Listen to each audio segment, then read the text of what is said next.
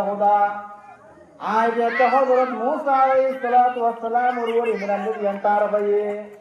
আর স্বামী ফেরাউনে আরে বাবা নির্যাতন করিত বাবা কষ্ট দিত আর শরীরের সামনিন চাকুদি তুলিয়ে রে আর শরীরের ভিতরে লবণ ঢুকাই দিত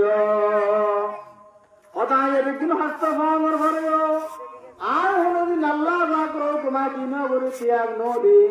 বর্তমান যুগের মা বোনের যদি এই ধরনের যদি হুকুম ত্যাগ করে দেয় কালকে আমাদের ময়দানে যদি হয় দাস স্বামী বেশি তাহলে মাতিল আর স্বামী বেশি আর অত্যাচার করিত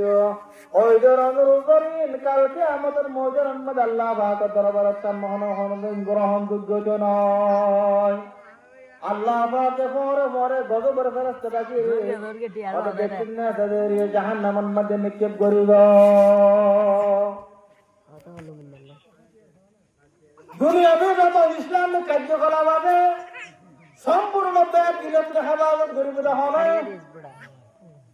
নামাজের মাধ্যমে আল্লাহ পাকে হেফাজত করিব ইন্নাস সালাতা তানহা আনিল ফাহশাই ওয়াল মুনকার নামাজের মাধ্যমে ইসলামিক কার্যকলাপ আল্লাহ পাক হুকুমে হেফাজত করিব আর কিছু কিছু আল্লাহর বন্ধন আল্লাহ দরবার মদুর ফেল খোদা আর তোদের সুযোগ আছিল আয় অসুখের হারণায় নেড়া তুলি ন পারে আতঙ্কা গুরু তুলদায় নেড়া তুলি ন পারে আতন পর তুলদায় নামাজ আদায় করি ন পারে আয় এভাবে হস্ত যাচ্ছিলাম দে আয় নামাজের ইচ্ছে চাই ন পারে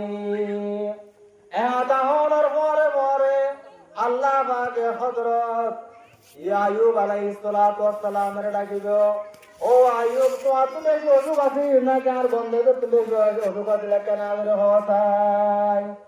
এহতাহনের পরে পরে হযরত আইয়ুব আলাইহিস সালাতু ওয়াস সালাম আল্লাহ দরবারের মধ্যে হুকুম আইয়ুব আলাইহিস সালাতু ওয়াস সালামের শরীর লগে হাতে হাতে জিব্ব পর্যন্ত আই গেলে জিব্ব পর্যন্ত অনর বলাই হলো দিন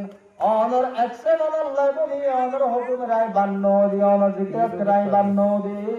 অনর বান্দায় যে খন্দর অনর নামাজ বাদে না কোন হলো জানা নাই আল্লাহ পাকে পরে পরে গজবের ফেরেশতা ডাকিয়ে রে জিরো উদর কাজ জিরো সুখ দেখাইল আল্লাহ পাকের হুকুম করে যেতুন না সাইদর ইরা জাহান্নামের মধ্যে নিক্ষেপ করে দিব আর কিছু আল্লাহর বান্দা তৈরি হবে যখন আপনাদের সন্তান সন্ততি বেশি আছিল আর ফলর মোহাব্বতের জ্বালা আর ফলর সোয়াগত জ্বালা আয়না মাথায় করি ন পারে পরে পরে কালকে আমাদের ময়দানত আল্লাহ